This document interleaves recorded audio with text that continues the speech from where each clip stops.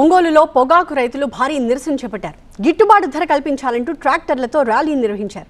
ఈ నిరసన ర్యాలీలో రైతులు, వామపక్ష నేతలు పెద్ద సంఖ్యలో పాల్గొన్నారు. పొగాకు బోర్డుకి 1000 కోట్ల రూపాయలు కేటాయించి ప్రభుత్వమే నేరుగా కొనుగోలు చేయాలని రైతులు డిమాండ్ చేస్తున్నారు.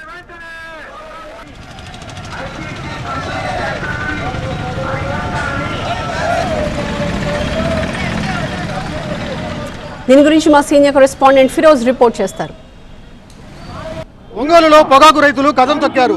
భారీ ప్రదర్శన నిర్వహించారు. ట్రాక్టర్లతో అలాగే రైతు సంఘాల ప్రతినిధులు పెద్ద ఎత్తున తరలివచ్చారు.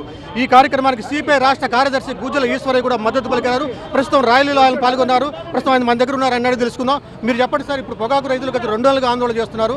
నిన్న సీఎం కూడా 200 రూపాయలకి తక్కువ కాకుండా కొనాలని చెప్పి ఆయన ఆదేశించిన పరిస్థితి. అయినా మీరు ఆందోళన ఎందుకు చేస్తున్న పరిస్థితుల్లో కారణం ఏంటి?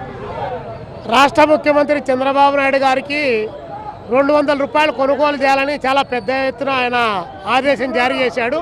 ఈ ఆదేశం రైతులకు ఆమోదయోగ్యం కాదు. కనీసం కిలోకు 250 రూపాయలైనా సరే మినిమం రేటు కింద ప్రకటించాలని చెప్పేసి రైతాంగం డిమాండ్ చేస్తూ ఉంది. మేము రైతు సంఘాలుగా ఎస్కేఎంగా ఇక్కడ ప్రకాశం జిల్లాలో పండుతున్నటువంటి ఈ వర్జీనియా పొగాకు కనీసం 350 రూపాయలు ఇవ్వాలని చెప్పి మేము డిమాండ్ చేశాం.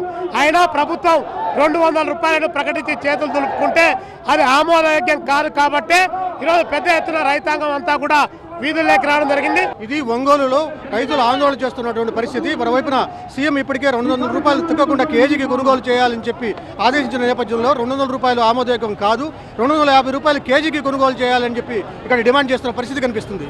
కెమెరామెన్ రాజ్ కుమార్తో ఫైరోజ్ టీవీ 9 ఒంగోలు.